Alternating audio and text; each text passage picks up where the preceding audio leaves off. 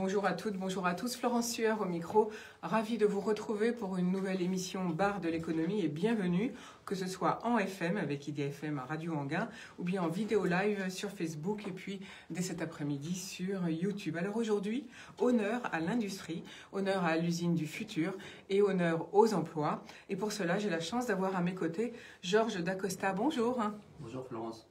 Vous êtes le patron de du groupe Hall Méca, la mécanique atelier de Coignières, une entreprise que vous avez rachetée en 2003. Vous fabriquez des pièces mécaniques sur mesure et des sous-ensembles. 450 000 €, c'est la subvention accordée par la région Île-de-France, car vous faites partie des 75 entreprises lauréates, j'ai envie de dire, qui ont été sélectionnées par la région Île-de-France pour votre projet, en tout cas pour vous, de modernisation des capacités de production. Et donc, on va entendre qu'est-ce que la vie d'un chef d'entreprise dans la mécanique et puis vos projets avec cette subvention. À vos côtés, Christophe Chauvet, bonjour. Bonjour. Christophe Chauvet, vous êtes le directeur du développement de LCMI Réalisation, la filiale du groupe LCMI, une société qui est dans plusieurs domaines dont on parlera bien sûr ensemble. Mais on va parler surtout de votre projet d'usine du futur conduite avec l'EPA de Sénart parce que vous portez le thème de la réindustrialisation justement depuis 10 ans. Vous faites partie d'un groupe qui fait environ 100 millions d'euros de chiffre d'affaires, 400 personnes. Et vous êtes soutenu également par la région grâce au programme, alors vous, c'est InnovUp, auquel vous avez souscrit. Et puis enfin, à nos côtés, Guillaume Chuvin, bonjour. Bonjour Florence, bonjour à tous. Vous êtes chargé d'études chez Défi Métier. Défi Métier, c'est un groupement d'intérêt public financé par l'État et la région Île-de-France. Il est administré par des partenaires sociaux et des acteurs socio-économiques. Pour nos auditeurs fidèles, vous êtes déjà venu à ce micro il y a un petit peu plus d'un an, mais avec vous aujourd'hui, Guillaume Chuvin, on va parler de la situation des organismes de formation puisque vous avez réalisé une étude sur ce thème. Alors auparavant, comme d'habitude, ce sera les infos du jour. Et la première info dont je souhaitais vous parler ce matin, c'est, comme promis hier, de nouvelles sur le Brexit. Un autre changement du fait de la sortie du Royaume-Uni et de l'Union européenne. Parce que, comme je vous l'ai dit hier, 1200 pages de rapport, je ne peux pas tout vous dire en 5 minutes. Alors aujourd'hui, j'ai choisi de vous parler du fait que le Royaume-Uni ne bénéficiera plus des principes de libre circulation des personnes, ni de libre prestation des services et de liberté d'établissement. Les prestataires de services britanniques perdront leur droit automatique d'offrir des services dans toute l'Union européenne et devront s'établir quelque part dans l'Union pour continuer à exercer leurs activités et, si possible, bien sûr, au Royaume-Uni. Ils ne bénéficieront plus de l'approche qu'on dit pays d'origine ou du concept de passeport, selon lequel les autorisations délivrées par un État membre, en vertu des règles de l'Union, permettent d'accéder à l'ensemble du marché unique. L'accord sera piloté par un comité mixte où siégeront les deux parties. La modalité de la relation pourront être revues et amendées tous les 5 ans. Une sortie unilatérale devra être notifiée 1 an auparavant. Le texte complet de cet accord sera traduit dans 23 langues officielles dans l'Union dans les prochaines semaines, donc vous pourrez vous le procurer. Autre info, toujours au sujet du Brexit et notamment ce point qui avait fait achoper l'accord Brexit, c'est celui pour la pêche. Donc concrètement, l'accord prévoit de laisser aux pêcheurs européens un accès aux eaux britanniques pendant une période transitoire de 5 ans et demi, donc jusqu'en juin 2026. Pendant cette transition, l'Union devra progressivement renoncer à 25% de ses prises qui s'élèvent en valeur à 650 millions d'euros par an. Le Royaume-Uni limite l'accès ou les captures de l'Union européenne et l'Union peut prendre des mesures de rétorsion en imposant des droits de douane sur les produits de la pêche ou d'autres biens britanniques, voire suspendre une grande partie de l'accord commercial tout en maintenant intactes les règles de concurrence loyale. Voilà, la suite de nouvelles infos sur le Brexit, ce sera pour demain. Christophe Chauvet, vous voulez commenter ? Eh bien, écoutez, je pense que c'est une bonne solution d'avoir trouvé un accord entre nos amis anglais et l'Europe. Tout le monde regrette bien entendu cette situation, mais les négociations qui ont été conduites permettent aujourd'hui de trouver la solution la plus favorable à cette situation. Merci Christophe Chauvet. Je rappelle que vous êtes le directeur du développement de LCMEI Réalisation. Autre info du jour, c'est l'Union européenne et la Chine, cette fois, qui ont trouvé un accord de principe le 31 décembre 2020, donc un accord censé faciliter les investissements mutuels, un accord sur les investissements et non sur le commerce, je précise. Pékin promettant d'offrir un accès sans précédent, entre guillemets, aux entreprises européennes, tout en s'engageant contre le travail forcé. Cela fait plus de 20 ans que les entrepreneurs européens présents en Chine encaissent les mauvaises manières de Pékin, concurrence inéquitable avec des entreprises subventionnées, transfert de technologies contraint, passage obligé par des co-entreprises avec des sociétés chinoises. Alors, s'il est avalisé et finalisé, cet accord entrera en vigueur en 2023, après 7 ans de négociations avec Bruxelles. Mais restons prudents car avec la Chine, on ne sait jamais si elle va tenir ses promesses. Alors, quelles sont les avancées obtenues par les Européens ? De nouveaux secteurs leur sont désormais autorisés, notamment dans l'automobile, à condition qu'elle soit électrique, dans les télécoms, dans la chimie partiellement, dans la santé, à condition que les implantations n'aient lieu que dans les grandes métropoles. Pékin donc s'engage à plus de transparence en publiant par exemple la liste des entreprises bénéficiant des aides publiques dans l'immobilier, les télécoms ou la banque, ce que n'exige pas l'Organisation mondiale du commerce. Les mauvais points, la Chine pourra continuer à dissimuler les aides dispensées à l'industrie, au mépris là par contre des règles fixées par l'OMC. Et les Chinois conserveront un accès important au marché européen et gagnent même une parcelle du marché de l'énergie à hauteur de 5%. À noter qu'il n'y a pas de sanctions prévues dans cet accord et donc si les règles ne sont pas respectées, eh bien c'est aux deux parties d'essayer de trouver un terrain d'entente. Autre info du jour, c'est l'Iran qui a repris son usine souterraine de Fordo pour la production d'uranium enrichi à hauteur de 20%, un niveau bien supérieur au seuil fixé par l'accord de Vienne de 2015, a annoncé le gouvernement iranien. Téhéran commence donc à s'affranchir de ses principaux engagements un an après le retrait unilatéral des États-Unis, de cet accord suivi d'ailleurs du retour de lourdes sanctions américaines contre la République islamique d'Iran. Accusé par plusieurs pays occidentaux et l'Israël, son ennemi juré, l'Iran a toujours nié vouloir se doter de l'arme atomique. Le Parlement iranien, majoritairement conservatrice, a adopté une loi controversée préconisant de produire et stocker au moins 120 kg par an d'uranium enrichi à 20% et de mettre fin aux inspections de l'IAEA, destiné à vérifier que le pays ne cherche pas à se doter de la bombe atomique. L'Union européenne a averti que cette annonce par l'Iran constituait une entorse considérable à ses engagements nucléaires dans le cadre de l'accord de Vienne, avec de graves conséquences en matière de non-prolifération. Christophe Chauvet, vous souhaitez commenter également ? La France a des relations avec l'Iran historiques, on les connaît, je ne les rappellerai pas. Aujourd'hui, la France peut jouer un rôle dans cette situation, un rôle de modération, de négociation et de trouver en fait des solutions de compromis et d'accord. On est dans une situation de négociation. On rappelle que les États-Unis bloquent totalement un certain nombre de choses. L'Iran a réagi de même. Donc on est dans ce cadre-là et il faut le regarder dans ce sens. Merci beaucoup pour votre commentaire. Je rappelle que vous êtes le directeur du développement de LCMEI Réalisation. Dernière info du jour, c'est en 2020, je vous l'avais déjà d'ailleurs annoncé l'année dernière, 500 grands entrepreneurs privés chinois ont disparu et hier, je vous annonçais la disparition de Jack Ma, le patron chinois d'Alibaba et d'ANT Group fin octobre dernier. Aujourd'hui, on annonce même la mise à mort d'un autre grand patron chinois.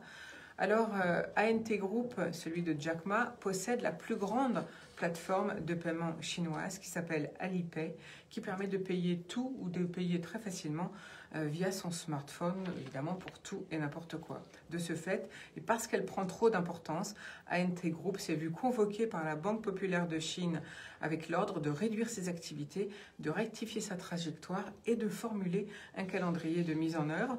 La Banque centrale chinoise a affirmé que le groupe manquait d'une gouvernance efficace, défiait les exigences de conformité aux lois et avait pris de nombreuses décisions risquées pour la stabilité financière, sans oublier des pratiques de concurrence déloyale et d'abus de position dominante. Tout cela menacerait la souveraineté numérique et monétaire de la Chine, qui est en pleine expérimentation sur son yuan numérique et donc un jeu d'équilibre afin de renflouer la dette du pays. La taille et l'impact des activités d'ANT Group est inquiétante pour les autorités au vu des projets d'uniformisation financière du pays, c'est ce qu'ils disent, qu'ils échafaudent avec justement ce yuan numérique. Une monnaie numérique de banque centrale pour la Chine renforcerait bien sûr la surveillance numérique et se tient au cœur des valeurs de prospérité économique du Parti communiste chinois en interne et à l'international, a écrit le New York Times. Voilà, c'était les infos du jour. On fait tout de suite une petite pause musicale et ensuite place à nos sujets du jour. Honneur à l'industrie, à l'usine du futur et aux emplois. Décalez-vous un petit peu. Je vous ai mis moi dans ma caméra. Et du coup, décalez-vous. Alors, si vous voulez intervenir, ça va vite. Par contre, il faut rectifier votre chaise pour être bien près du micro et le plus sur l'écran. Le micro qui est ici. C'est pour. Voilà. Pour la caméra. Il n'y a plus de son là. Non, c'est bon, vous pouvez parler. C'est votre petit affiche au-dessus qui indique quand vous êtes en. Ah, celui-là, dès qu'on est là.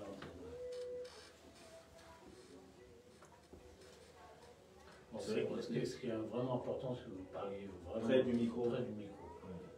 Parce que là, tel que vous êtes, là, vous allez vous concentrer là-bas et vous allez parler à côté. Là, ça ne va pas le faire. Décalez-vous plus par là. Parce que la vidéo, c'est bien, mais nous, on est à la radio. C'est la radio à la base, quand même. Ouais, c'est ça, on a un radio là. Ouais, parce que madame se concentre sur la vidéo, Ben, mais voilà. nous sommes une radio.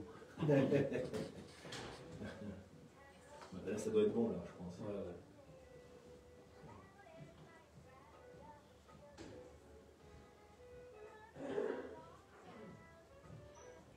Ça fait longtemps que ça existe. 35 ans. Ouais, c'est ça. Yasmine Kind. Est-ce que tout à l'heure, j'ai demandé à Christophe, et j'attends qu'il me réponde, que je passe le morceau de mon fils, il m'a sorti un truc. Oui, Yasmine. Là, c'est Yasmine Kind. Kind. K-Y-D. D'accord, et son titre, hein, s'il te plaît. Comment? Le titre. Le titre, c'est Walked Out. Je parle bien, hein? Walked Out, on dit. Voilà. Walked Out. Et après, comment il s'appelle ton fils? Maxime. Maxime. Coup de chance, ça s'appelle le morceau. Maxime, tout court, tu dis? Ouais, Maxime, ouais. En fait, c'est M-A-K-6-M-E. C'est Maxime, en fait. Mais c'est les gamins. Ouais, bon, on y va parce qu'ils ont beaucoup de choses à dire. Et je veux qu'ils aient beaucoup de choses à dire. Ça vous va si on y va? Attention. Nous voici de retour au bar de l'économie. Aujourd'hui, donc sur IDFM Radio Anguin et en Facebook Live. Honneur à l'industrie, à l'usine du futur et aux emplois, avec à mes côtés Guillaume Chuvin, chargé d'études chez Défi Métiers, Christophe Chauvet, directeur du développement d'Elsimei Réalisation, et Georges Dacosta, patron du groupe Almeca, la mécanique atelier de Coignières. Georges Dacosta, une entreprise que vous avez rachetée en 2003. Comment vous est venue à l'époque cette idée de racheter finalement une entreprise? En fait, j'étais déjà dans une entreprise où je dirigeais 100 personnes et j'ai toujours eu cette volonté de mettre à mon compte, et je suis arrivé à un moment donné où j'avais fait un peu tous les postes de cette usine, et mon ancien patron avait, comme ça fonctionnait très bien, n'avait pas de velléité de développement parce qu'arrivé à un âge, il avait plus de 60 ans. Et c'est là où j'ai donné ma démission et j'ai pris le pari que ça allait marcher, que j'étais capable de faire la même chose pour moi-même en fait. Et donc vous avez démarré une entreprise en partant de zéro, ou bien vous avez racheté un groupe, une société qui faisait déjà un certain volant de chiffre d'affaires? Alors non, je ne suis pas parti de zéro, je suis reparti en fait avec une entreprise qui avait moins de 10 personnes et qui était en plan de continuation. Donc c'était un vrai pari parce que financer le rachat de cette entreprise alors que soumis à un plan de continuation, il faut savoir que souvent il y a une entreprise sur 10 qui sort du plan de continuation via aux difficultés du passé qu'ils ont pu avoir. Ils avaient une forte technicité et c'était pour moi entre guillemets un artisan et qui avait une possibilité de l'industrialiser. Donc ça a été une première phase que j'ai faite. Et aujourd'hui, je vais passer vraiment à la deuxième phase d'industrialiser et devenir entre guillemets un acteur local reconnu sur la fiabilisation des approvisionnements via les chaînes de production des pièces mécaniques. Qu'est-ce que ça veut dire la fiabilisation sur une chaîne de production, comme vous dites? En fait, aujourd'hui, la problématique, c'est aujourd'hui dans le secteur aéronautique, ils sont en train de dupliquer le modèle de l'automobile. C'est un véhicule qui avance, alors que ça peut être un véhicule ou un avion, qui avance à un certain rythme. Et bien évidemment, si au moment du montage, il manque une pièce pour monter, ça va polluer et perturber toute la chaîne de production.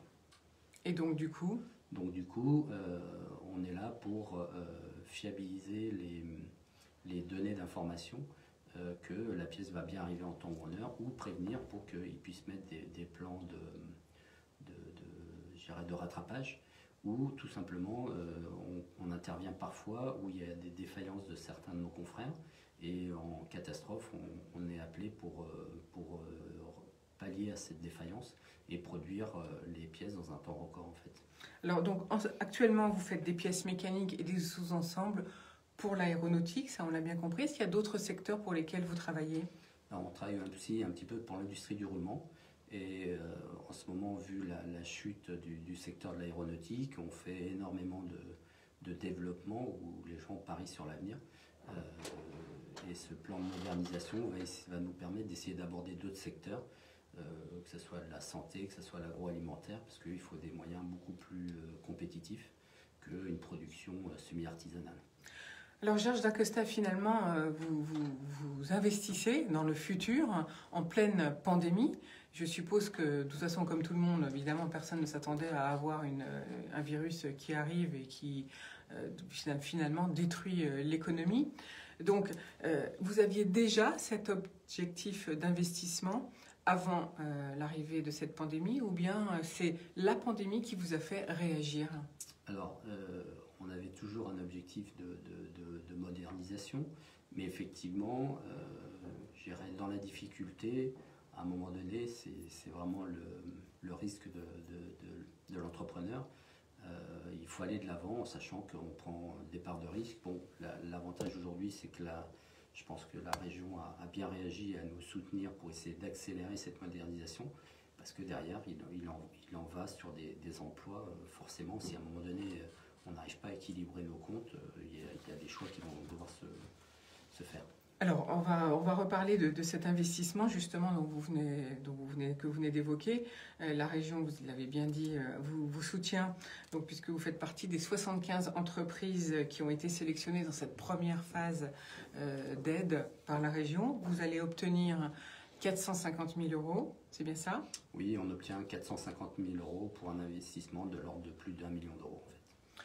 Et puis, ce sont des banques ensuite qui vous soutiennent, ou bien vous avez fait appel à des business angels? Non, on va financer par les banques.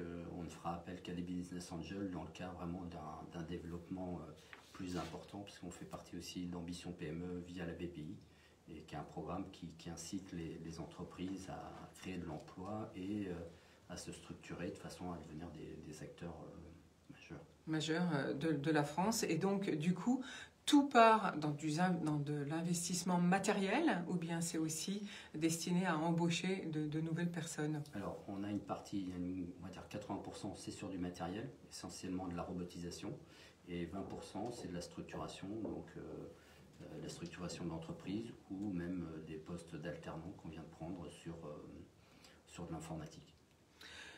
Cet investissement que vous faites, est-ce que vous pensez que vous auriez dû le faire avant finalement, ou c'est le bon moment?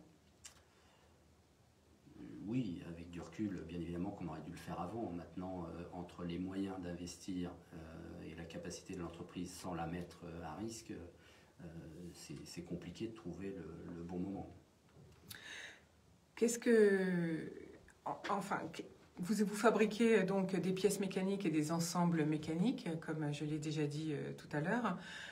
Donc vous êtes un sous-traitant de...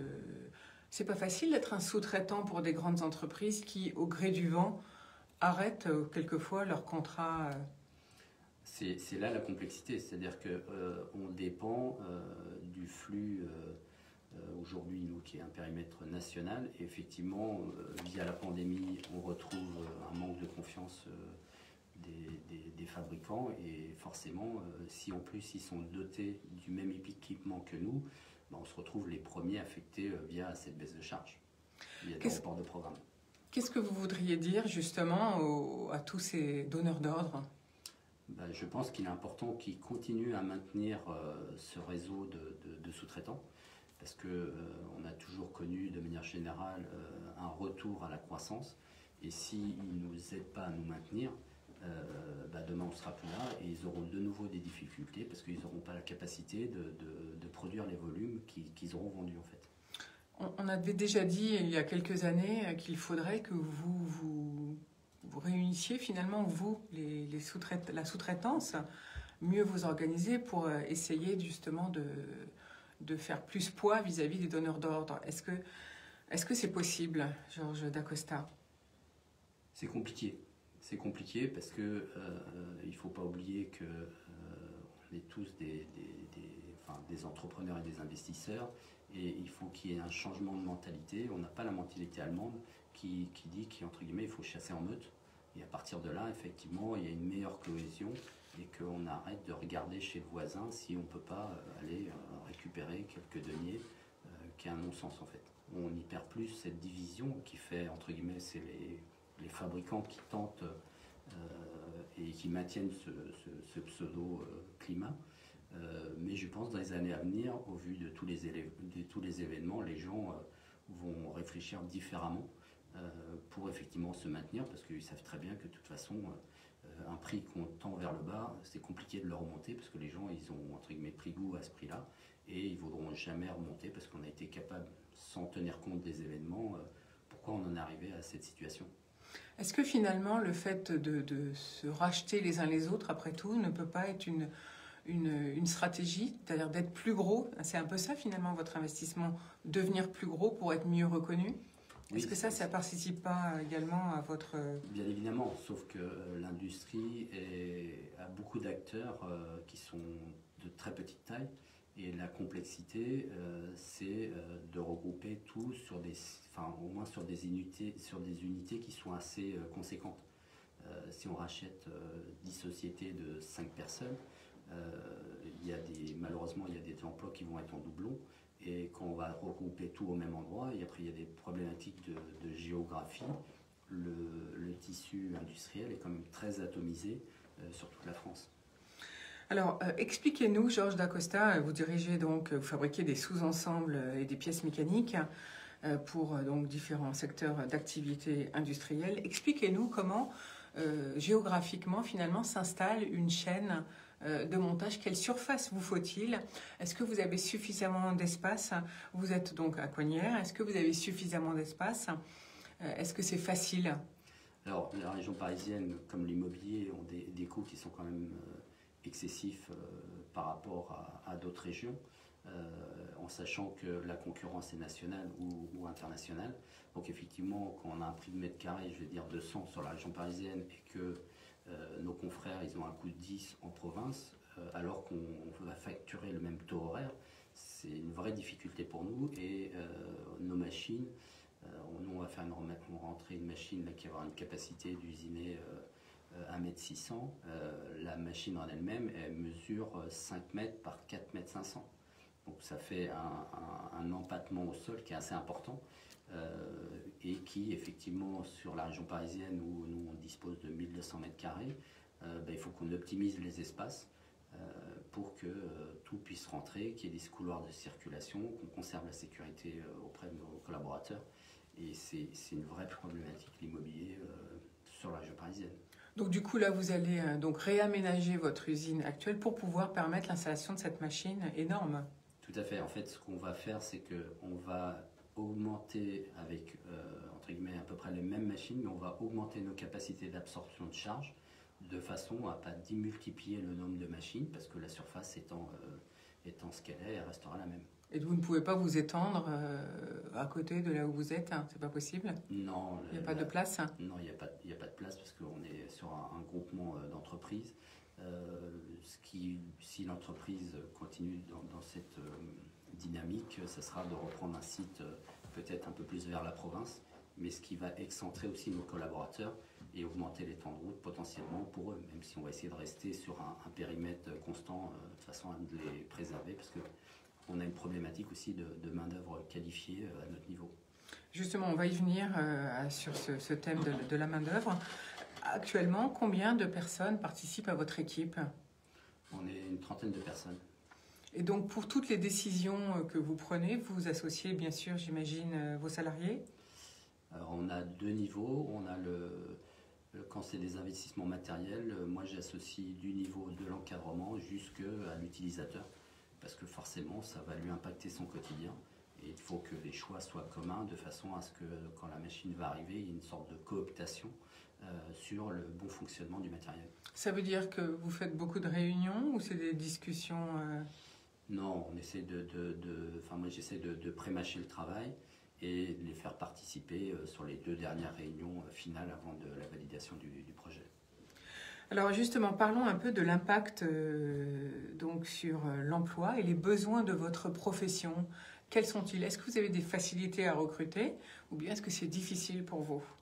Alors je dirais malheureusement en ce moment c'est plus facile parce que forcément il y a beaucoup de sociétés qui ont des difficultés. On a quand même perdu plus de 30% de chiffre d'affaires lié à la pandémie. Il y a des structures internationales qui sont en train de fermer des structures chez nous.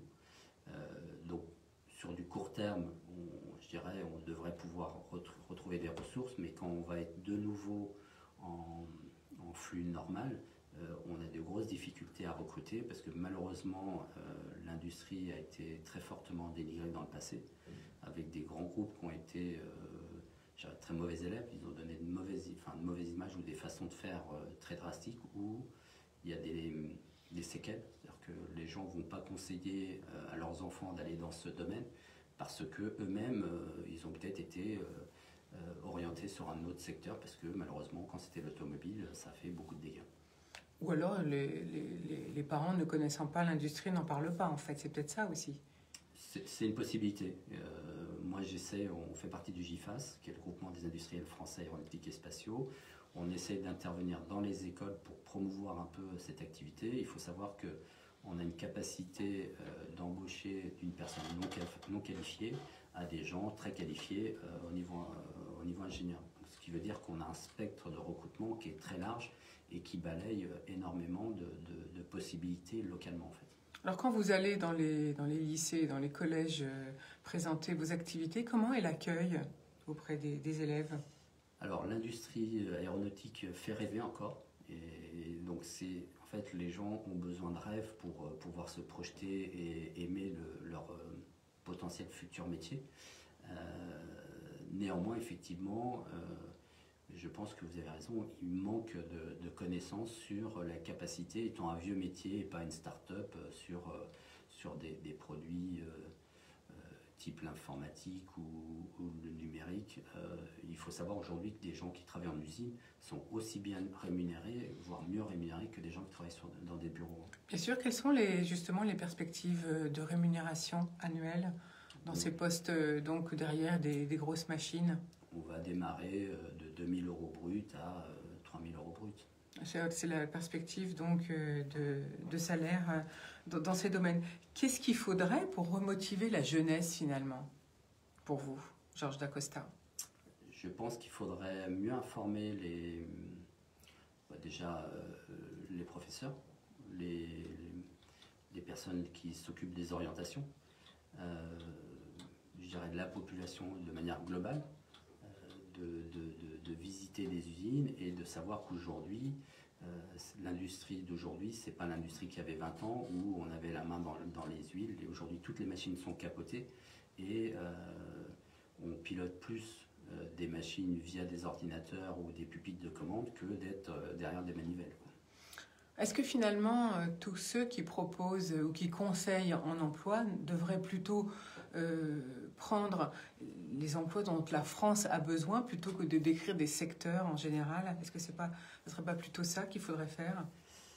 Je pense qu'on a une obligation via Pôle emploi de déclarer les postes qu'on a à pourvoir. Je pense que tout simplement, déjà en faisant une analyse des demandes qu'il y a sur les postes à pourvoir et qui ne sont pas pourvus, il serait intéressant de réorienter les jeunes recrues vers ce milieu, que ce soit l'industrie ou ailleurs, peu importe, mais effectivement qu'on parte du vrai besoin qui est concret que sur des prérequis d'institutionnels. Alors donc cette machine que vous allez installer, donc cette machine à commande numérique, j'imagine, vous allez avoir besoin d'embaucher. Qu'est-ce que vous recherchez comme salarié?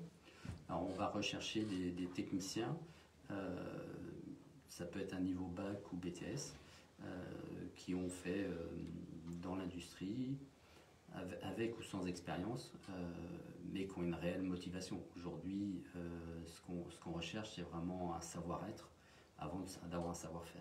Finalement, peu importe la formation? On est ouvert, c'est-à-dire que néanmoins, il faut qu'il y ait une vraie volonté et dynamisme d'apprendre. Et ça, vous avez l'air d'insister là-dessus, cette motivation, on ne l'entend pas forcément lorsqu'on reçoit des candidats, c'est ça que vous voulez nous faire comprendre? Tout à fait. Aujourd'hui, on a on ressent une certaine lassitude de la population qui parfois viennent sur nos postes parce qu'il y a beaucoup de demandes sur ce secteur, mais sans avoir pris pleine connaissance de l'attendu du poste en fait. C'est-à-dire que vous avez peur que le salarié quitte trop vite son poste, c'est ça, en même temps? Tout à fait. C'est-à-dire qu'on a eu le cas il n'y a pas longtemps, il y a quelqu'un qui avait été dans ce milieu, qui a été sur un autre poste, qui est revenu. On l'a un peu accompagné et il me dit au bout du compte, non, je me sens pas trop. Je dis, c'est pas trop, pas de problème. Je préfère à la rigueur qu'on me donne que mes collaborateurs donnent de l'énergie à former les gens et qu'après une déception, parce que passer du temps à former les gens et qu'ils ne restent pas, c'est décevant en fait. Bien sûr. Alors donc, Georges Dacosta, vous dirigez donc le groupe Hall Meca et donc notamment la mécanique atelier de Coignières.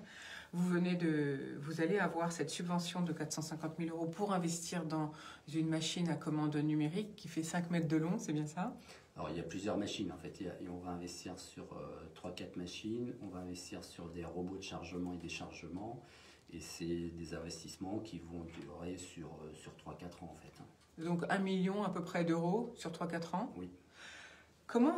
Quel parcours avez-vous fait pour pouvoir obtenir cette subvention via la région? Alors c'est un parcours qui est assez difficile, c'est-à-dire que l'information est arrivée très tardivement. Donc monter le dossier rapidement avec des échéances, ça a été compliqué parce qu'en fait l'échéance de mémoire c'était le 15 septembre. C'est ça.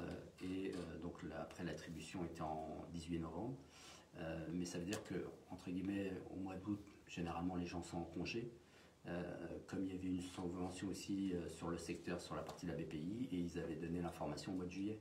Donc soit on peut se poser des questions, est-ce que c'est pas une volonté indirectement de filtrer le nombre de candidats, parce qu'effectivement, suite au constat, ils ont repoussé jusqu'au 15 décembre, mais il n'y a pas eu quand même trop de communication là-dessus. Donc en fait, si on n'est pas une très grosse structure avec des gens qui sont en veille sur ces types de financement, on se retrouve en recul par rapport. Vous voulez dire qu'on n'est pas informé finalement? Donc vous avez fait appel à des spécialistes pour vous aider à remplir tous ces dossiers, ou bien c'est en interne vos équipes qui se sont dédiées à ça avec vous? C'est en interne en fait. On s'est mobilisé pour faire le projet. Par contre, effectivement, on a dû rapidement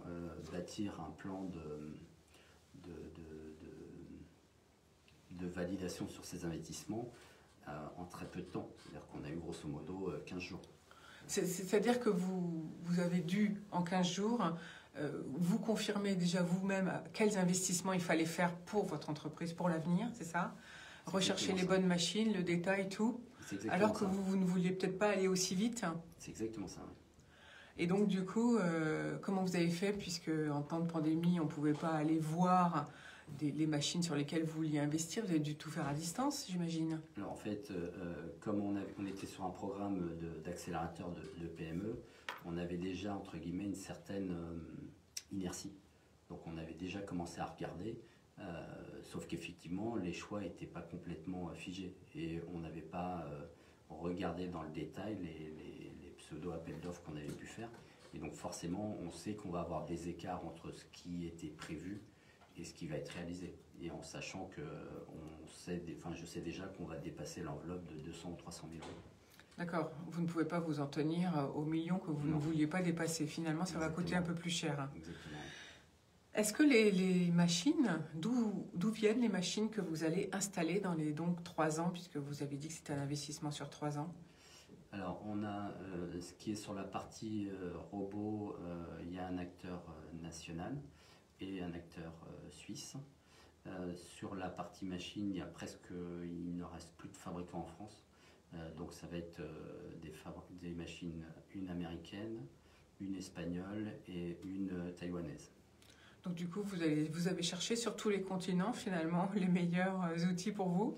Oui, on a essayé de trouver les meilleurs compromis à notre projection et à notre stratégie de développement qui va correspondre à des nouveaux marchés. Et les entreprises étrangères auxquelles vous allez acheter ces produits sont installées en France ou bien elles sont dans les pays d'origine que vous avez cités? Non, ils ont tous des distributeurs en France pour représenter. Et surtout, ce qui est important, c'est que vous avez compris que ce n'est pas des investissements faibles qui vont durer de nombreuses années. Donc on a un besoin impératif d'avoir un service après-vente de qualité. De la maintenance pour être sûr que la machine fonctionne, c'est ça? Tout à fait. Quel est en conclusion, j'allais dire, qu'est-ce qu'il faut vous souhaiter, Georges Dacosta, pour le futur? Parce que finalement, quand on fait de tels investissements, ça montre un optimisme sans faille.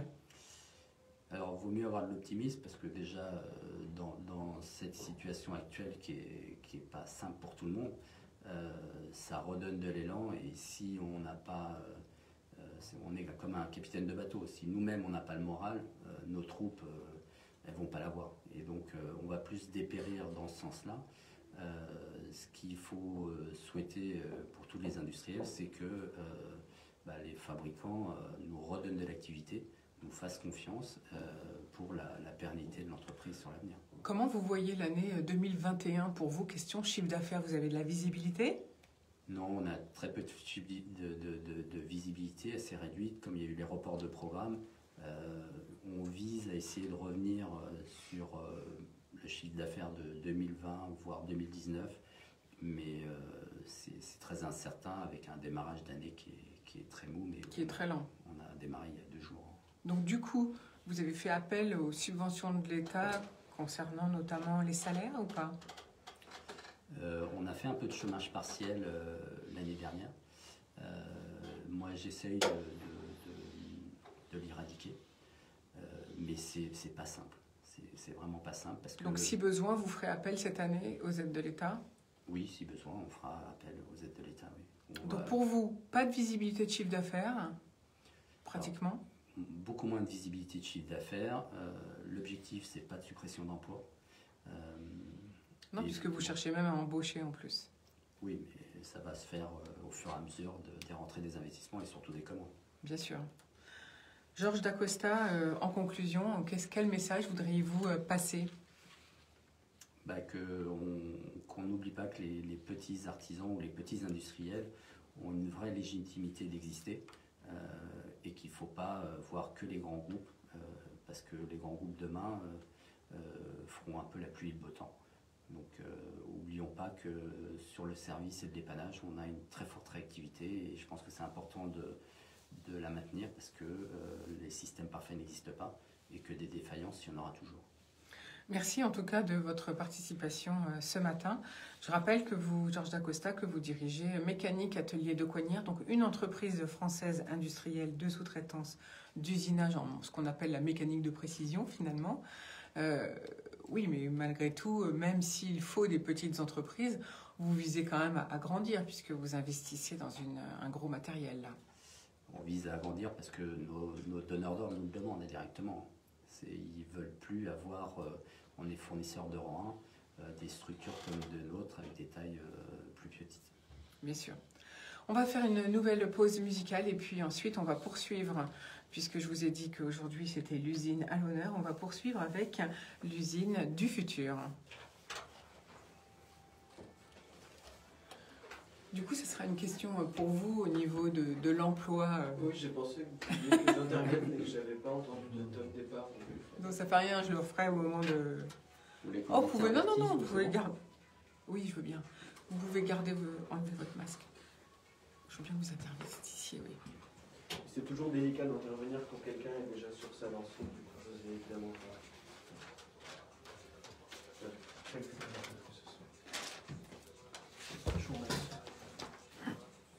C'est intéressant comme témoignage parce que ça recouvre bien beaucoup de sujets qui sont, qu'on retrouve un peu partout dans l'industrie. On est sur la formation, l'adéquation entre l'enseignement et l'emploi. Christophe, approchez un peu plus votre chaise, parce que sinon vous allez être mal installé par rapport au micro. Peut-être vous aussi, s'il vous plaît. C'est pour vous que je dis ça. C'est un vrai problème. Et après, on manque aussi, en tant que petite entreprise, on manque de visibilité. On manque de visibilité. Parce qu'on a des commerciaux qui sont sur la route, ainsi de suite, parce que c'est un poste qui peut être important. Et ça freine aussi un peu notre développement. C'est d'où l'importance d'essayer de se structurer pour que moi, dans un premier temps, je puisse... parce que le meilleur, entre guillemets, commercial de l'entreprise, souvent, c'est les dirigeants. Parce qu'on connaît l'entreprise par cœur. Bah oui. Et après, pour pouvoir structurer derrière, maintenant, il y a un cap à franchir. Pour monter à une cinquantaine, voire une centaine de personnes. Aujourd'hui, l'objectif, ça serait d'arriver à ça. Maintenant, c'est pas toujours simple. Bah non, c'est pas simple. Et comme l'activité n'est pas là, bah forcément, ça freine d'autant plus. Aujourd'hui, prendre du recul, si je prends un spot extérieur, on va dire investir autant d'argent sans vraie visibilité, là, je suis zinzin. Bah bien sûr. Maintenant, l'activité, à un moment donné, elle va reprendre. Si on n'est pas prêt. Si on n'est pas prêt, bah, le train il va passer. Donc, pour vous, l'aéronautique représente combien de votre chiffre d'affaires? 80%. Ah oui, quand même. Ouais. Donc il est urgent de diversifier vos activités. C'est ce que vous allez faire, c'est ce que vous avez dit en fait. C'est ce qu'on essaie de faire, oui, bien sûr.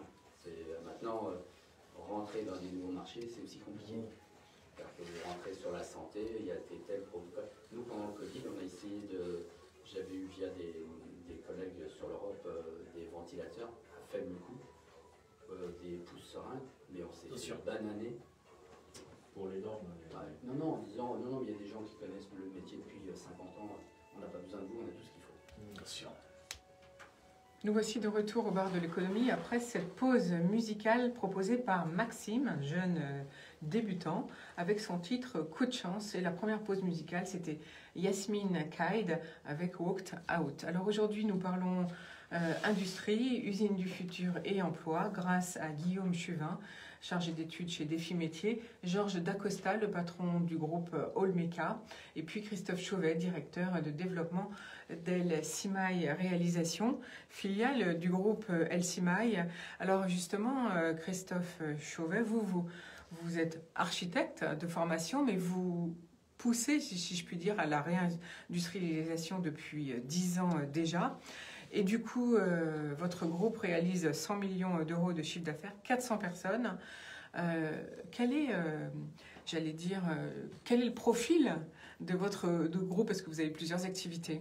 Le groupe El Simaï, c'est un groupe qui fait partie de la nouvelle économie, puisque notre société, pour la moitié de son activité, est déjà dans le domaine du numérique. Aujourd'hui, on a compris dans les changements que l'on vit que l'impact du numérique est en train de transformer fondamentalement nos sociétés, nos modes de production. On peut parler bien sûr de tout ce qui va relever du juste à temps, on peut parler aussi de tous les échanges qui vont se passer par e-commerce, et les modalités de changement sont multiples et quasiment infinies.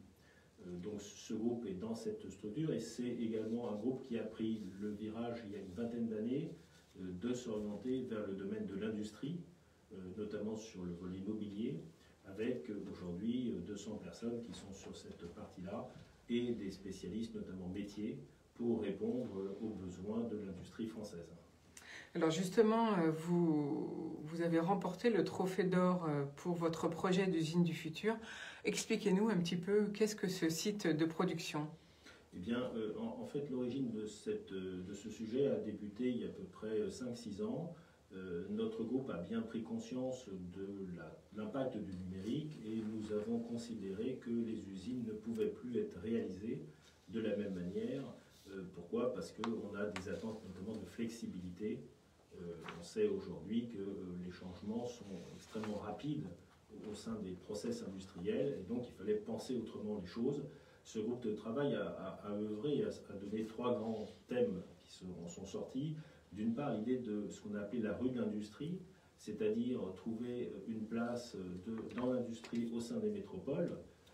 Ça nous a apparu essentiel et dans les travaux que nous avons faits avec la région Île-de-France, sur le programme du CESRI, qui est le programme de l'attractivité industrielle, le sujet notamment du foncier a été évoqué pour identifier les zones où pourraient se développer des sites industriels, puisqu'on est dans des programmes non spéculatifs, et évidemment c'est un choix politique de dédier des sites pour développer cette industrie. C'est le choix qu'a fait la région Île-de-France, entre autres, pour apporter des solutions, et ces travaux se poursuivent actuellement. Ensuite, nous avons également évoqué l'idée de ce qu'on appelle l'indu-logistique. C'est un mot qui a été déposé par notre groupe. En fait, la réflexion, c'est de concentrer les flux amont et aval et de production, et en fait de gagner en efficacité autour d'idées également d'économie circulaire. C'est le deuxième thème qui a été développé. Et le troisième thème, c'était l'idée d'une usine modulable qui a été développée donc, il y a 5 ans et sur lequel nous avons fortement progressé et investi. Nous avons bénéficié par ailleurs dans une phase récente d'un appui de la région Île-de-France qui est bien évidemment fortement impliqué autour de Valérie Pécresse sur ces questions-là. Bien sûr. Puisque nous avons pu déposer un dossier autour d'un programme qui s'appelle l'enveloppe industrielle durable, c'est-à-dire l'idée d'un modèle immobilier qui peut être adapté à différents process industriels, notamment aéronautiques, mais également pharmaceutiques, cosmétiques et d'autres, et qui permet d'obtenir un standard de construction que l'on va aujourd'hui traduire dans un jumeau numérique et qui permettra d'apporter très rapidement des solutions immobilières, puisque nous sommes dans un temps court. Je crois que le numérique aujourd'hui, c'est le temps de l'action courte. Il faut être extrêmement réactif. Être agile, comme on dit. Voilà, et dans cette agilité, ce qui explique également l'action de la région, c'est-à-dire dans les plans qui sont engagés, la région effectivement les lance rapidement. Le PAC Rebond Île-de-France a pour objet d'être très réactif et d'agir très rapidement sur les sujets. Donc nous avons lancé ce programme, piloté chez nous par une vingtaine de personnes. C'est un investissement d'1 million d'euros, soutenu, donc, comme je disais, dans le PAC InnovUp. Mais dans tous les cas de figure, notre groupe se sera engagé dans ce sujet, puisque l'innovation, bien entendu, est essentielle. Donc l'idée de ce programme d'enveloppe industrielle durable, c'est d'apporter une solution immobilière pour amener à un industriel, faciliter la tâche industrielle pour lorsqu'il lance son programme, et on voit dans l'exemple précédent que les choses vont se prendre assez rapidement, rendre ce volet immobilier le plus fluide possible, le plus efficace possible. Et un premier pilote a été lancé, c'est ce que vous évoquez, avec l'EPA Sénart sur le site du Bois des Saints-Pères, où nous proposons aujourd'hui un immeuble industriel prêt à l'emploi qui a obtenu l'ensemble de ses autorisations et qui est disponible dans les 12 mois qui viennent. Voilà, donc ce site se situe avec l'EPA de Sénart du côté des communes de Savigny-le-Temple dans le 77. Oui. Donc ça veut dire que vous avez construit les bâtiments, vous avez tout aménagé pour que des industriels puissent s'installer. Alors, le travail qui va dans nous n'avons pas construit les bâtiments. En fait, nous avons mis en place d'abord tous les audits techniques liés au foncier, c'est-à-dire nous sommes assurés qu'il y avait les puissances nécessaires pour implanter des usines diverses, qu'il y avait l'ensemble des réseaux disponibles, qu'il y avait les liaisons numériques. Nous avons contrôlé également l'ensemble des éléments liés au foncier, notamment sur des sujets de pollution, de fondation. Et puis nous avons également travaillé sur quelque chose d'assez nouveau, puisque nous avons déposé un permis de construire en blanc, c'est-à-dire que l'industriel n'est pas identifié sur ce modèle d'enveloppe industrielle durable. Et nous avons obtenu ces permis de construire, mais également, ce qui est le plus important, obtenu également les autorisations avec les travaux qu'on a fait avec la région et le préfet de région pour obtenir les autorisations industrielles. C'est-à-dire qu'aujourd'hui, c'est un bâtiment qui est autorisé pour tout sujet industriel du l'ordre de la déclaration de l'environnement, et nous pouvons ainsi accueillir de façon certaine le nouveau preneur. Il a aujourd'hui les autorisations qui sont ouvertes en blanc. Voilà, parce que c'est ça le plus compliqué quand on est une industrie. Il y a beaucoup de règles et de contraintes, finalement. Et grâce à votre projet qui devient concret, ça fait quand même 2 ans que vous menez ce projet, on peut s'installer beaucoup plus vite. C'est ça que vous voulez dire, finalement. C'est exactement ça. L'idée était effectivement de permettre d'avoir anticipé toutes ces autorisations qui sont nécessaires. Je pense qu'aujourd'hui, il y a une petite confusion. On parle de la lourdeur réglementaire. Je pense qu'aujourd'hui, les populations, à juste titre, alors la Chine est une exception, je dirais, mais les démocraties fonctionnent autrement. C'est-à-dire qu'aujourd'hui, on doit faire de l'information, on doit avoir des enquêtes publiques, on doit réfléchir aux risques éventuels qu'on apporte aux gens en périphérie. Il y a des sujets aussi de flux, malgré tout, qui sont autour de ça. Donc tous ces travaux sont nécessaires. Il y a une concertation qui est extrêmement importante. Donc tout ce travail est engagé. Il y a aussi une discussion avec les services de l'État qui sont quand même extrêmement compétents. Je pense que la France est dotée aujourd'hui d'excellents services. Et donc tout ce temps, il faut le consacrer. L'idée pour nous, ça a été de dire, prenons ce temps, mais anticipons-le pour avoir quelque chose qui soit prêt à l'emploi.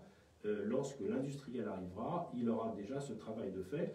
Et je pense que c'est très intéressant pour l'industriel parce qu'à la fois lui-même, il va gagner du temps puisque l'opération est déjà étudiée, mais en même temps, il est sécurisé puisque malgré tout, il sait qu'il y a ces concertations qui sont menées, que ça a été étudié de façon approfondie et qu'il ne va pas se retrouver non plus avec des obstacles qu'il pourrait rencontrer si ces travaux n'avaient pas été engagés. Alors, ce site, donc, du côté à l'EPA de Sénart, qui est quand même une grosse zone également industrielle de la région Île-de-France, il faut le dire, c'est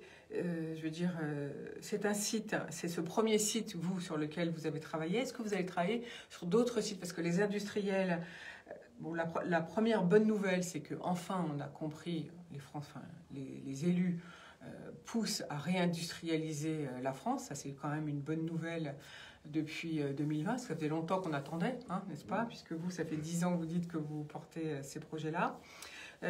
En même temps, les industriels disent qu'on a du mal à trouver des endroits pour s'installer. Moi, un industriel m'a quand même dit, lorsque j'ai enquêté sur ce sujet, en me disant, on m'a proposé un terrain inondable.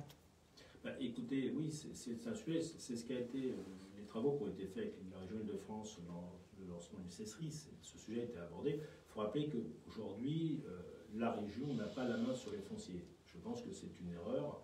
En tout cas, sur les fonciers industriels, il semble que l'échelle régionale serait une échelle intéressante. En tout cas, ils ont mené ces actions et l'idée, c'est d'identifier des sites qui sont viables, parce qu'effectivement, un terrain inondable est assez compliqué pour un site industriel. Derrière, en gros, c'est un investissement immobilier peut être de l'ordre de 20, 50 millions. Vous avez autant d'investissements en procès, donc vous pouvez trouver des investissements qui vont porter sur 100 millions d'euros. Donc on est sur des investissements qui sont considérables. Ils sont très lourds. C'est évident qu'on ne peut pas engager de tels investissements sur des zones qui seraient, par exemple, inondables. C'est pas possible. Donc là, il y a un vrai travail qui est à faire. Et pour répondre à votre question, le programme InnovUp qui a été conclu avec la région Île-de-France prévoit qu'il y ait effectivement l'aboutissement de ce jumeau numérique, qui est également ce premier pilote qui est lancé sur le site de l'EPA Sénart, mais il est prévu que cette solution soit développée sur d'autres sites franciliens. C'est des choses qui sont en train de se mettre en place actuellement. Donc vous allez travailler sur ces projets, ces nouveaux projets, c'est ça? Tout à fait. Donc l'idée, c'est au fond de changer la donne. C'est pour ça aussi que ce programme a été retenu dans les prêts à construire de l'État, parce que nous avons non pas une offre foncière, mais vraiment une offre d'industrie. C'est-à-dire qu'en fait, on dit à l'industriel, vous avez la capacité aujourd'hui de déclencher votre projet. Donc sur l'EPA Sénart, on a travaillé sur un programme cible de 23 000 m², mais nous avons la faculté d'augmenter ce site à 4 hectares ou, à contrario, de le réduire à 1 hectare. Et donc derrière ça, il y a aussi un travail qui a été fait. C'est pour ça que le temps que vous évoquez des 2 ans était nécessaire, puisqu'on est dans des choses nouvelles. La flexibilité aussi a été apportée par les collectivités, par les services instructeurs, qui ont été extrêmement performants. Et on a une flexibilité foncière, parce qu'on va totalement s'adapter en fait à la demande qui arrivera, puisque par nature, on ne la connaît pas au début. Alors, début décembre, j'ai annoncé j'ai fait part de l'annonce de la région Île-de-France sur 26 sites industriels à disposition dès maintenant pour des investisseurs. Où sont les sites sur lesquels vous vous projetez de travailler dans le futur? Écoutez, on sera ouvert sur l'ensemble des sites, hein, évidemment. Après, ça sera les collectivités qui prendront les décisions. Pour l'instant, il y a des démarches qui sont engagées. Le premier point, c'est effectivement de faire aboutir ce projet de Sénart qui déjà répond, puisque plusieurs industriels s'intéressent maintenant à cette opération. Et dans leur intérêt, bien évidemment, c'est la sécurité du programme qui les intéresse, puisqu'ils sont sûrs d'obtenir l'autorisation. Les enquêtes publiques ont été menées et qu'ils ont également toutes les garanties sur la nature du foncier, mais également sur les possibilités d'amener, parce que quand vous apportez un site industriel, vous avez une notion de projet, vous avez des besoins de puissance qui sont spécifiques. On est dans un domaine qui n'est pas celui du logement ni du bureau. Et donc là aussi, il faut avoir ces éléments en place. Donc finalement, votre groupe, votre société, Christophe Chauvet, LCMEI Réalisation, a travaillé sur, c'est tout un travail d'architecte finalement, et de maîtrise, et de spécialiste en énergie, en électricité. Alors en fait, c'est un travail très collaboratif. Je crois que c'est un sujet qui est tout à fait essentiel. On l'a entendu dans le témoignage précédent. Aujourd'hui, on a besoin d'accélérer ce côté collaboratif. Je pense qu'également au niveau de l'enseignement, on sort de très bons ingénieurs, de très bons énarques. On a des gens très performants, mais effectivement, on a cette difficulté de collaborative. Au sein de ce projet, ce travail, donc nous avons des gens qui sont dans le numérique. C'est eux aujourd'hui qui pilotent d'ailleurs l'opération.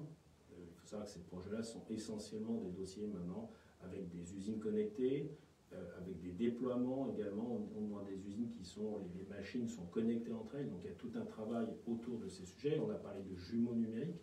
Effectivement, maintenant, le modèle immobilier est conçu au travers d'un programme numérique. Donc tout ça est en place. Donc l'importance, c'est que le numérique, bien sûr, pilote totalement ces sujets-là. On a derrière des ingénieurs process dans différents métiers, puisque l'idée de cette opération, c'est de pouvoir accueillir différents types d'industries. Donc on a des ingénieurs sur la partie santé, on a des appareils sur la partie cosmétique, la partie agro, et on a fait des synthèses pour effectivement mettre en place ce modèle pour l'adapter à des process très différents. Ça résulte aussi des travaux que nous avons fait avec le groupe Safran, par exemple, sur tous ces sujets, mais aussi avec PSA, sur le process du futur. PSA, sa demande, c'est de transformer un site de production en 1 mois, alors que maintenant il faut 1 an. Donc ça a un certain nombre de conséquences sur l'immobilier. Donc tout ça est monté, et vous avez bien évidemment des architectes, parce que le volet, effectivement, l'aspect esthétique, l'aspect intégration est important, qui sont d'ailleurs au sein du groupe LCMEI, mais également tout le volet environnement. Vous avez noté dans le terme d'enveloppe industrielle le mot durable. Aujourd'hui, bien évidemment, la tendance, c'est pas une tendance, c'est même une nécessité. C'est une obligation, exactement. Des usines bas carbone, et donc le produit qui va être mis en place, l'outil numérique, va permettre de valider à la fois ces aspects décarbonés, mais en même temps les mettre en parallèle avec l'aspect économique, parce que bien évidemment, et encore, on a fait un témoignage très intéressant tout à l'heure, l'économie aujourd'hui, c'est d'optimiser les coûts d'investissement, de trouver les meilleurs ratios. On ne peut pas engager uniquement des actions de développement durable, environnemental, sans les connecter aussi à des aspects financiers, parce que nous sommes dans un monde ouvert, mondialisé, et qu'effectivement, les pièces, les productions sont achetées dans n'importe quel pays du monde. Donc il faut qu'on garde une forme de compétitivité, et évidemment, on travaille sur ces questions-là. Et donc c'est possible de faire une usine du futur durable tout en étant compétitif? Tout à fait. C'est clairement aujourd'hui, on arrive à construire des sites de cette nature en conservant les prix qui étaient actuellement pratiqués et en améliorant très fortement le sujet. Nous avons d'ailleurs développé des partenariats aujourd'hui avec le groupe Schneider Electric. Ce sont des groupes français puissants qui ont déjà des solutions et sur lesquels on déploie des solutions technologiques qui permettront sur des bâtiments de nouvelle génération de faire des gains d'environ 15% de consommation. Donc aujourd'hui, l'investissement qui est en place également amène un gain économique et toutes ces actions sont en cours. Donc on peut tout à fait apporter aujourd'hui des solutions économiques et plus performantes, et c'est bien là qu'il faut travailler. On le voit bien d'ailleurs dans tous les produits industriels. Certes, l'immobilier n'est pas un produit industriel, bien qu'on y tende. On voit bien aujourd'hui que l'ensemble des produits sont beaucoup plus performants. Pour autant, le coût de ces produits n'augmente pas. N'augmente pas, bien sûr.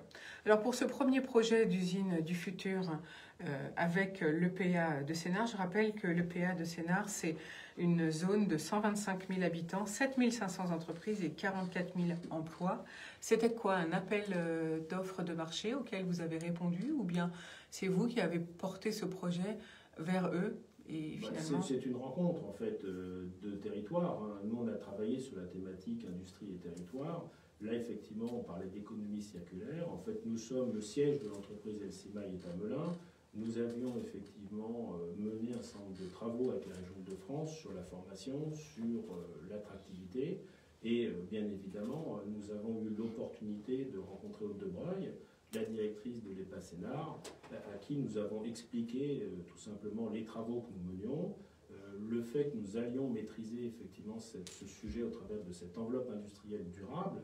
Et l'idée a été dite, lançons un premier sujet, parce que faire de l'innovation, disons dans le cloud, c'est bien, mais c'était mieux de le rendre concret, et d'où cette volonté commune, si vous voulez, de développer ce projet, sachant que l'EPA Sénart, Grand Paris Sud, et bien sûr la région Île-de-France, étaient très clairement engagés dans l'idée d'industrialiser plus fortement toute l'Île-de-France, sachant que c'est déjà une région qui, au niveau européen, est extrêmement bien positionnée, notamment sur l'aéronautique, mais l'automobile et sur certains nombre d'autres secteurs. Donc la volonté était là, et donc voilà, nous nous sommes rencontrés, d'où ce projet qui a été engagé de façon concomitante.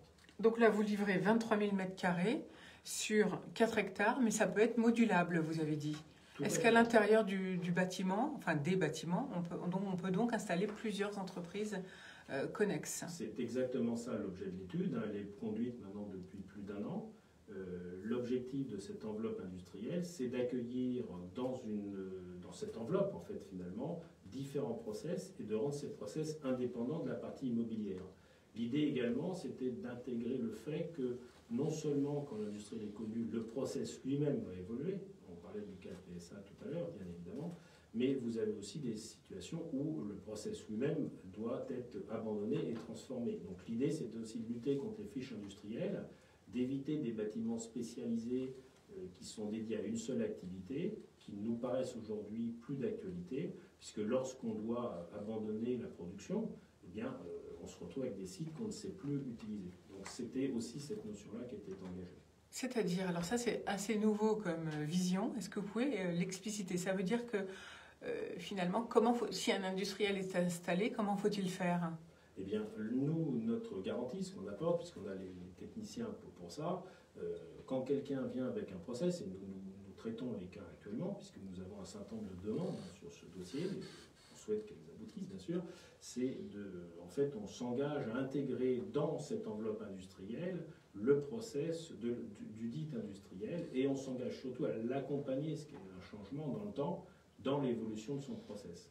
Donc nous, on pense, et c'est ce qu'on démontre, que le concept qui est en place est suffisamment flexible pour pouvoir accepter ces transformations. Rapidement, et donc. notamment, l'idée, c'est de rendre indépendant la partie process de la partie immobilière. C'est pour ça que ça s'appelle une enveloppe industrielle, c'est-à-dire qu'on a une sorte de coque, si vous voulez. C'est comme ça que nos ingénieurs et nos spécialistes ont conçu le produit pour accueillir des process différents. Donc ça permet à la fois de répondre à cette évolution, mais en même temps, ça peut répondre, parce qu'il faut aussi envisager ces situations, à un changement complet de process. On l'a vécu d'ailleurs récemment, la pandémie a l'intérêt, son aspect dramatique au plan humain et économique est clair, mais en même temps, c'est un révélateur. on a vu qu'il a fallu produire des masques. Aujourd'hui, il faut produire des masques, il est probable que demain, on n'en produise plus. Donc on a vu l'adaptation fondamentale. Il y a des gens qui ne produisaient pas du tout ces produits, qui se sont mis à en produire, entre autres. Donc voilà, ça peut être des exemples où on voit que les transformations peuvent être rapides et ne sont pas permanentes. Ce qui veut dire que dans l'industrie du futur, qui sera propriétaire du bâtiment ? Alors sur ce sujet, ça peut être soit l'industriel lui-même qui décide d'investir en propre, mais nous avons aussi, et des actions sont en cours avec notamment la Caisse des dépôts, la faculté d'apporter une solution locative. Donc en fait, nous, dans le système qui est présenté, là aussi, il y a une flexibilité. Soit il y a une vente qui peut être proposée, soit effectivement, on peut proposer une offre locative. Là, je dirais que c'est totalement à la main de l'industriel en fonction de son cash flow, de sa stratégie. Donc on a la faculté, là aussi, d'amener de la flexibilité. Georges Dacosta, on va vous poser la question, puisque vous êtes industriel. Vous, actuellement, vous êtes propriétaire de vos bâtiments. Vous accepteriez de louer pour être plus flexible ? Oui, pourquoi pas. Je pense qu'il ne faut pas rester, fermé à des idées préconçues. Il faut regarder le modèle économique. Il est vrai qu'aujourd'hui, on nous demande d'être très agile et de pouvoir augmenter ou diminuer nos capacités. Et donc, ça veut dire la même chose au niveau du foncier. C'est-à-dire que si demain, pour X raison, il y a un marché qui peut être d'1 an ou 2 ans, ou je ne sais pas, et qui nous demande l'investissement d'une machine entre guillemets encombrante, forcément, il faut qu'on trouve une solution. Et il est clair qu'en termes de gestion de flux, il est beaucoup plus pertinent d'avoir un flux qui soit sur le même local que de commencer à avoir des locaux à différents endroits où ça complexifie la gestion humaine plus la gestion des équipes. Oui, parce que finalement, vous êtes quand même dépendant de vos salariés et on ne peut pas s'installer n'importe où, il faut que les salariés suivent. Bien évidemment, c'est pour ça que je vous disais, après quand on réfléchit à un déménagement, bien évidemment, il faut impérativement prendre en compte la notion de l'humain, voir où est-ce qu'il habite, parce que lui aussi, il a fait un investissement peut-être de l'immobilier, et il ne va pas vendre sa maison pour déménager brutalement. Sauf si effectivement, après, en plus se pose la problématique du conjoint. Si on changeait de région, est-ce que le conjoint va suivre, et surtout, est-ce qu'il va retrouver de l'emploi ? Bien sûr. Donc je retiens avec vous, merci Georges Dacosta, je retiens avec vous Christophe Chuvet, donc l'industrie du futur c'est un industriel durable finalement, logistique aussi, ce nouveau mot que vous avez utilisé, et puis surtout on peut dire une usine modulable, c'est bien ça en conclusion ? Une usine modulable, flexible et aussi durable, parce que je crois qu'aujourd'hui l'environnement, on est face à ce sujet de ce virus, qui montre les changements, mais l'environnement est un enjeu aujourd'hui majeur. Il ne faut pas imaginer que les problèmes sont derrière nous. Je pense qu'il faut comprendre qu'on peut avoir différentes difficultés. Donc ce sujet-là doit être pris à bras-le-corps et à la fois le connecter avec l'économie, bien évidemment. Je crois qu'aujourd'hui, ce sujet environnemental sera fondamental. D'ailleurs, notre groupe dispose aujourd'hui d'une société qui s'appelle SMA Environnement, qui porte depuis pas mal d'années ces questions et qui a d'ailleurs porté lors de la COP21 le sujet de l'économie circulaire. Nous sommes extrêmement engagés aussi dans ces actions-là. Merci beaucoup pour ces précisions. Alors on va faire une nouvelle pause musicale et puis ensuite on va partir dans bien sûr le domaine connexe à l'industrie, c'est l'emploi. Du coup, vous voulez que ça se présente comment que je présente l'étude ou vous souhaitez plutôt faire un question-réponse plus rapide? On va faire les deux. Très bien. Parce que je vois Oui, donc ça vous laisse... on arrête vers 56, 57, donc ça vous laisse bien 15 minutes. Ok, donc non, j'aimerais qu'on commence par... Vous allez rebondir sur ce qu'ils ont dit, et puis on parlera de l'étude après. C'est un ensemble très bien. Si vous voulez boire un verre d'eau, faire une pause, et puis... Oui, c'est juste en face. C'est là. Ça casse toutes les économies de Le pilotage, c'est vraiment les gens, qu'est-ce qu'ils font ? Coldplay, Orphan. Mais ça, c'est là-dessus, là, je pense qu'il faut vraiment... Nous, on a encore beaucoup de choses à mettre en place. Quoi. Parce que là, l'idée aussi, c'est... Orphan, c'est écrit comme ça. Orphan. C'est nous ce qu'on souhaite mettre. O-R-P-H-A-N. Et comment, là, aujourd'hui, on est sur du bike classique, problème de l'industrie, c'est plutôt de demander sur l'avant. L'idée, c'est d'accepter, si on a ce modèle qui est adapté aux différentes demandes, l'idée, c'est d'avoir du mal bancaire. Il y a quasiment, parce qu'à un moment donné, voilà, il faut comprendre que quand on est dans un truc numérique, comme ça sera le cas, on peut être amené à changer, à augmenter, diminuer. Enfin, Mais c'est vrai que la contrainte qu'on a, c'est quand même l'industrie. oui, il y a quand même des investissements. Je ne vous ai pas posé la question, mais finalement, ce concept d'usine 4.0, un genre de prêt à construire, vous allez le vendre. C'est un concept que vous allez vendre, j'imagine, à droite à gauche. En fait, on va développer sur d'autres sites. C'est pour ça qu'on a travaillé avec Guy Marian là-dessus, avec Agnès Panay-Vacher, parce qu'en fait, l'idée, c'est effectivement, là, ils ont une solution dans l'idée des prêts à construire de l'État, qui était un peu connexe. Eux, c'est des terrains sur lesquels ils disent voilà, on a des terrains dédiés à l'industrie. Mais là, c'est un pas complémentaire, parce que là, nous, on dit aux gens, on a une offre, en fait, on vous laisse l'accord de construction, donc c'est quelque chose qui va être développé oui, sur d'autres sites. Mais c'est prévu d'ailleurs dans l'accord Innovop, évidemment, c'est de le développer sur d'autres lieux. Quoi. Donc là, on le teste sur les Passénards, honnêtement, ça fonctionne, puisqu'on voit qu'il y a des industriels qui viennent vers nous, quoi, qui sont tout contents d'avoir quelque chose qui soit fait, parce que eux, c'est pas leur sujet. Quoi. Bien sûr. Eux, leur sujet, c'est de lancer la production des gélisses, des pièces, des rotors ou des vaccins. C'est pas de se dire l'immobilier, c'est pas pour eux. Non, c'est sûr que mal nécessaire. C'est sûr que l'idéal, c'est de s'installer, brancher chez machine, et puis ça fonctionne. Voilà. Après, il y a quand même un regard. On voit des gens comme Guerlain, à qui on a fait l'usine, par exemple, etc. Donc là, eux, ils ont un regard aussi d'image. Il y a aussi des fois d'autres données dans l'immobilier. Mais quand même, principalement, c'est de produire. Je vous ferai peut-être dire ça en tout dernier, si on a le temps, après l'intervention de Guillaume. Je vais vous laisser du temps. Non, vous inquiétez pas.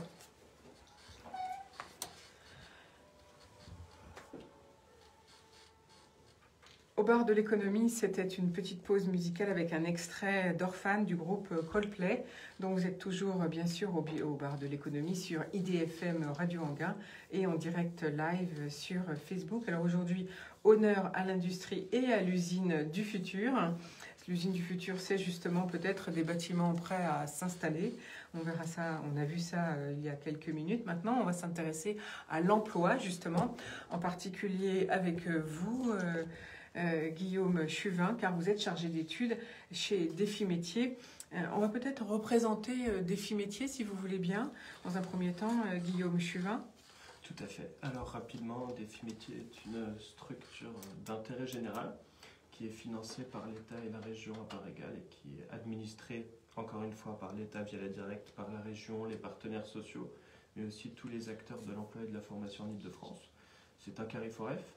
Et ces missions d'intérêt général en fait, sont organisées autour de 3 axes. Le premier axe, c'est le recensement de l'offre de formation au niveau régional et sa mise à disposition pour l'ensemble des acteurs du service public de l'emploi, mais également pour toute personne qui souhaiterait se renseigner sur la question. Le deuxième axe des missions de Défi Métiers, c'est l'animation du réseau de professionnels du service public de l'emploi, ainsi que sa professionnalisation, son outillage.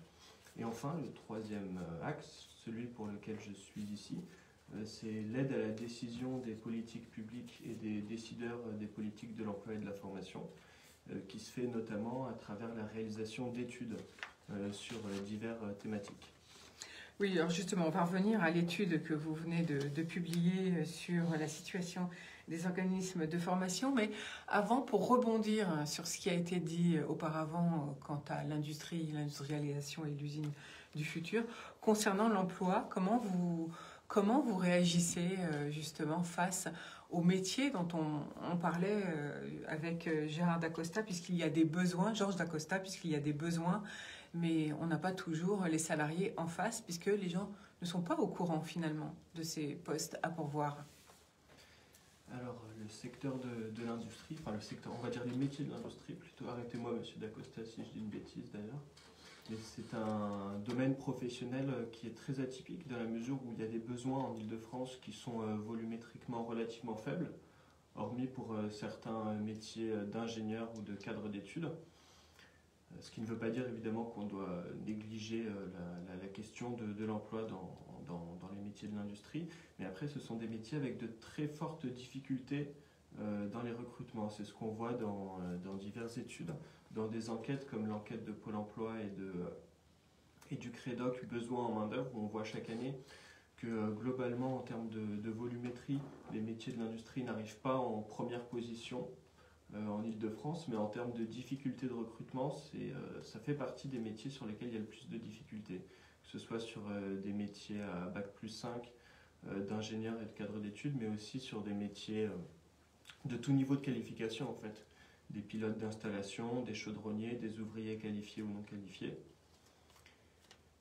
Et cette difficulté, elle vient avant tout, je pense, des problématiques de formation, dans la mesure où dans certains cas, il y a des formations assez spécifiques qui sont plutôt rares, voire très rares en Île-de-France. Et comme le disait M. Dacosta tout à l'heure, il y a la question de la visibilité des entreprises et des secteurs industriels, mais aussi des métiers industriels qui sont pour beaucoup méconnus. Méconnus. Et donc là, est-ce que vous au niveau de l'association Défi Métiers, vous proposez de mieux mettre en éclairage ces métiers qui sont méconnus des jeunes notamment? Alors chaque année est organisée la semaine de l'industrie par différents acteurs de l'emploi et de la formation en Île-de-France. Je crois que c'est à la Villette, si je ne dis pas de bêtises, mais j'ai un doute. Et c'est une semaine, c'est une initiative qui a vocation justement à présenter ces métiers, à présenter les secteurs d'activité dans lesquels les jeunes peuvent évoluer, peuvent trouver un emploi et éventuellement faire carrière. En dehors d'initiatives comme celle-ci, on va bientôt commencer une étude sur les métiers en tension dans le domaine professionnel de l'industrie, c'est-à-dire des métiers vraiment dont le cœur de métier, si j'ose dire, c'est la réalisation industrielle.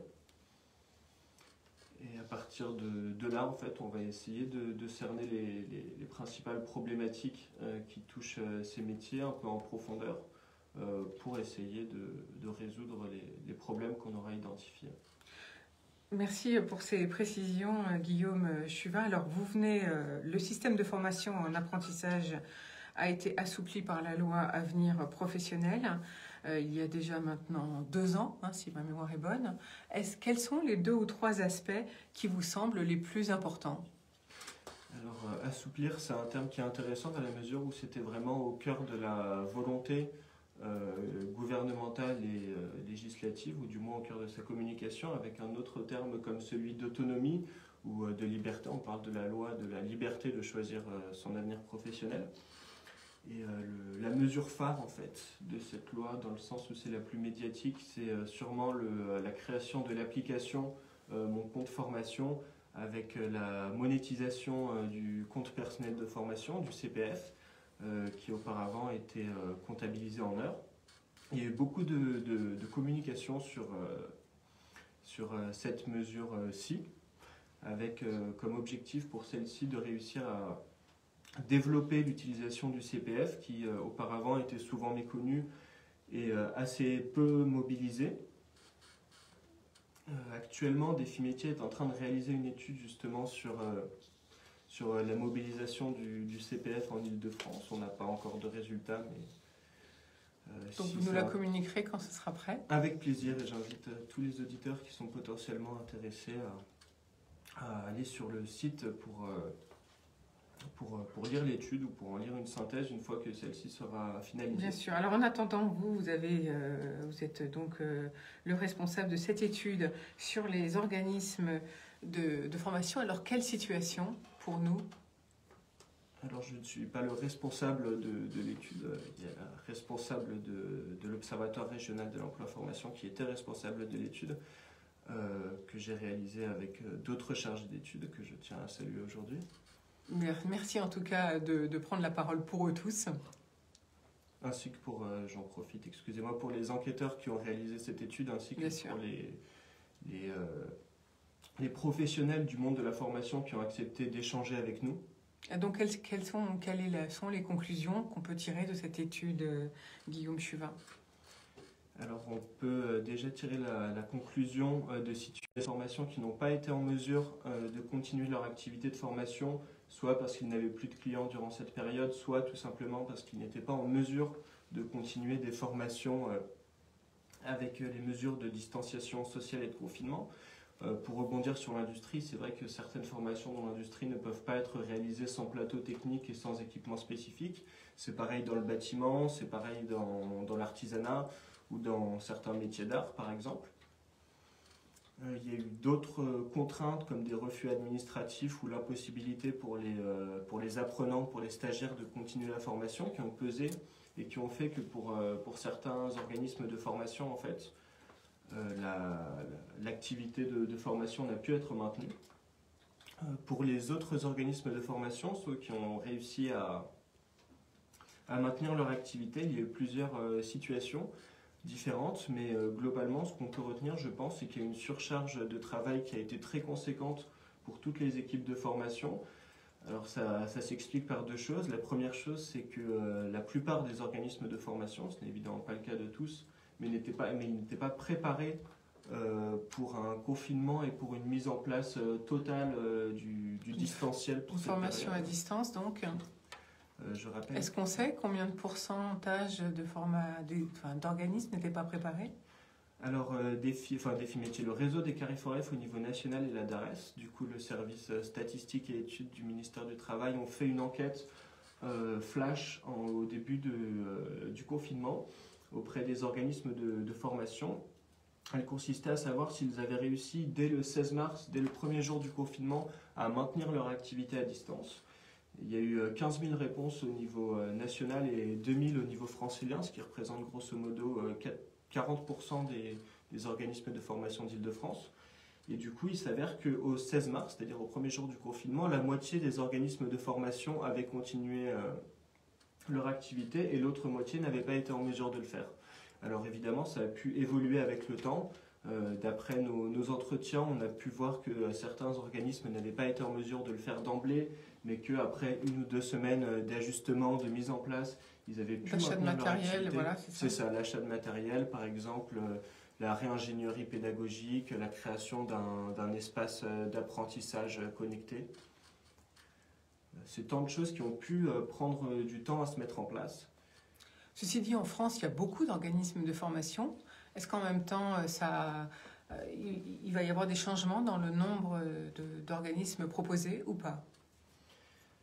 Alors ça va être compliqué de répondre à cette question. Il y a la loi Avenir Professionnel qui d'une part a cherché à développer les organismes de formation, à faire qu'ils aient plus facilement potentiellement accès à des labellisations comme celle de CFA. Et concernant l'impact économique, parce que j'imagine que c'est ce que vous vouliez évoquer, l'impact économique du confinement sur les organismes de formation, il est compliqué à mesurer, c'est-à-dire que nous, on a réalisé des entretiens avec une 50aine d'organismes de formation. Ce n'est pas forcément représentatif de l'impact que ça a pu avoir au niveau macro, surtout que les organismes eux-mêmes n'avaient pas forcément une visibilité énorme à ce moment-là. Alors certains nous ont dit que ça allait affecter leur chiffre d'affaires annuel à une échelle de 25% de celui-ci. Pour d'autres, c'est allé jusqu'à 95%, parce que quand on est sur de la commande privée et qu'on n'a plus du tout de commande, après peut-être que sur les 95%, c'est uniquement sur ces 2 mois. Je ne veux pas être alarmiste ou dire de bêtises évidemment, mais globalement, une large majorité des organismes de formation qu'on a pu interroger avaient été assez pessimistes, notamment sur le fait qu'ils n'avaient pas ou peu de visibilité sur les prochains mois. Il y en a qui déjà craignaient un second confinement. Et c'est ce qu'on peut retenir donc au niveau de cette étude, c'est donc ce problème de différence entre ceux qui font de la commande privée et ceux qui ont des commandes de contrat à l'année finalement. Alors ça a pu jouer dans une certaine mesure, mais après tous les organismes de formation ont pu bénéficier d'aides comme le prêt garanti par l'État par exemple. Et je pense que c'est un point certes, mais ça ne serait peut-être pas le point principal. Je pense que l'adaptation des organismes de formation durant cette période a été vraiment l'élément clé. qui a réussi qui a permis de maintenir une activité de formation qui est très importante du point de vue social notamment.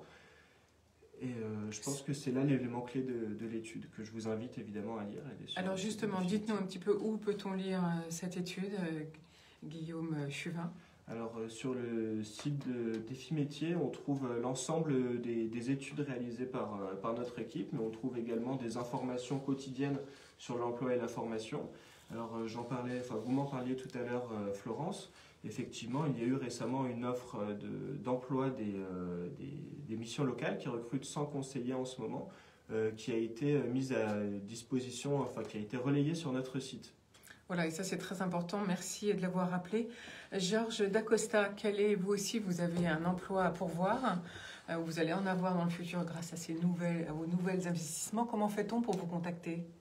Alors, on peut me contacter on a un site internet qui s'appelle all-meca.eu et il y a une page recrutement, ou sinon vous pouvez envoyer directement sur l'adresse mail recrutement@all-meca.eu. Même question, Christophe Chauvet, pour vous contacter, comment fait-on? Eh bien, le site internet sibay.com existe et vous trouverez beaucoup d'informations, y compris sur les recrutements qui sont ouverts par notre groupe. Et donc là aussi, on répond, j'imagine, dans votre groupe rapidement aux mails que l'on reçoit. Merci beaucoup à tous pour votre participation ce matin au Bar de l'économie. Ciao, ciao, bonne journée, portez-vous bien. Je vous retrouve bien sûr dès demain matin. À tout de suite.